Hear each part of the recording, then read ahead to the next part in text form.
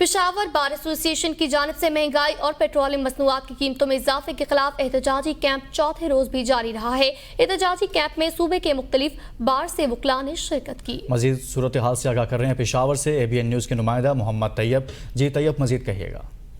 جی بالکل، district bar Peshawar کا جو احتجاجی کیمپ ہے مہنگائی اور پیٹرولیم مصنوعات میں اضافے کے خلاف وہ آج بھی جاری ہے۔ آج کیمپ کا چوتھا روز ہے۔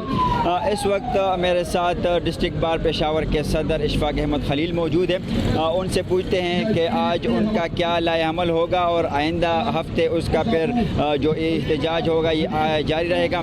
اس حوالے سے ان سے بات کرتے ہیں۔ جی آپ ہمارے ناظرین کو بتائیے، جو آج کا احتجاجی کیمپ ہے اس کا پھر آئندہ لائحہ عمل کیا ہوگا؟ جی جس طرح کہ آپ کو علم ہے کہ یہ احتجاجی کیمپ جو ہے یہ مہنگائی کے خلاف ہے اور بے حس حکومت کے خلاف ہے۔ جو اس سے پہلے انہوں نے جو مہنگائی بنائی تھی اور جو بلوں میں اضافہ کیا تھا، یونٹس میں اضافہ کیا تھا بجلی کے، اور جو پیٹرولیم مصنوعات میں اضافہ کیا تھا، ہم نے ان کو مسترد کیا ہے اور ہم ان کے خلاف نکلے۔ کل رات ایک اور بم گرا ہے انہوں نے۔